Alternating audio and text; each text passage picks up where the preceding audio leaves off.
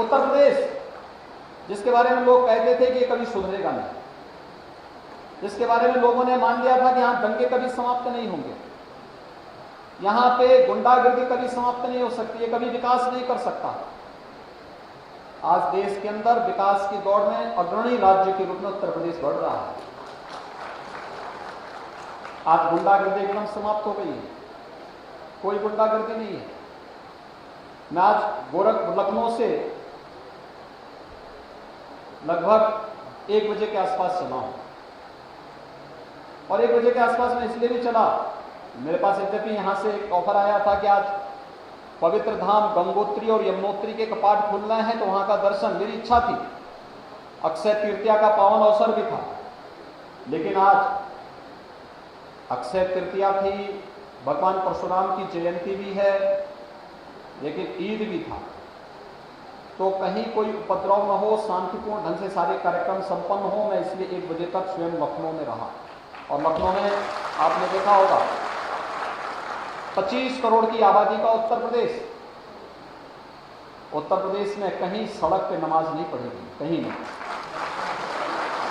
सड़कें हमारी आवागमन के लिए होनी चाहिए। सड़क, हम इस प्रकार के किसी आयोजन के लिए, और मैं कहूंगा, मैं सभी से अपील करूंगा कि व्यक्तिगत आस्था का सम्मान होना चाहिए।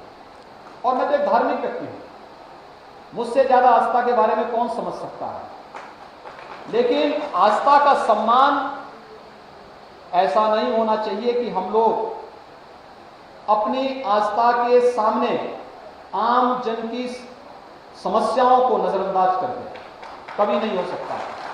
और लोकतंत्र की जब हम बात करते हैं तो लोकतंत्र में जनता को जनार्दन के रूप में माना गया है। जनता जनार्दन की सेवा करना हमारा दायित्व बनता है, और मैं इस बात को बार बार कहता हूं कि उसको असुविधा नहीं होनी चाहिए, कभी नहीं होनी चाहिए। आपकी आस्था है, आप अपनी आस्था का सम्मान अपने घर में करिए, अपने अंदर करिए। आस्था अंतःकरण का भाव होता है, और हर एक की आस्था का सम्मान होना चाहिए। हम हर एक पर्व और त्यौहार को शांतिपूर्ण सौहार्दपूर्ण तरीके से मनवाने की पक्षधर हैं, हर एक का सम्मान इस मामले में करेंगे। लेकिन आस्था के नाम पर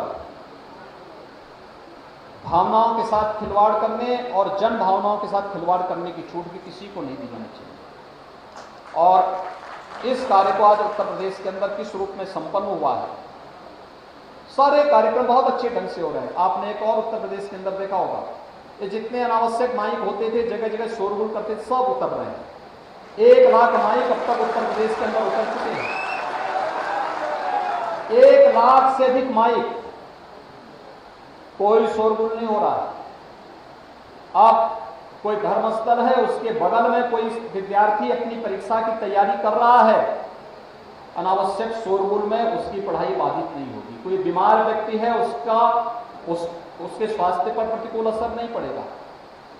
कोई नवजात शिशु है, उसके स्वास्थ्य पर प्रतिकूल असर नहीं पड़ेगा। नहीं तो पता लगता है इतनी, यानी बजाने वाले को भी नहीं सुनाई पड़ता है कि क्या बोल रहा है वो माइक, लेकिन चिल्लाए जा रहे हैं। आज 1 लाख से अधिक माइक उत्तर प्रदेश के अंदर उतर चुके हैं। कहीं कोई विवाद आप नहीं देख रहे हैं, कोई विवाद नहीं। इसका 2 कार्य है, एक संवाद, और दूसरा जो लोग संवाद से नहीं मानेंगे तो उसको कानून से मिलवाएंगे।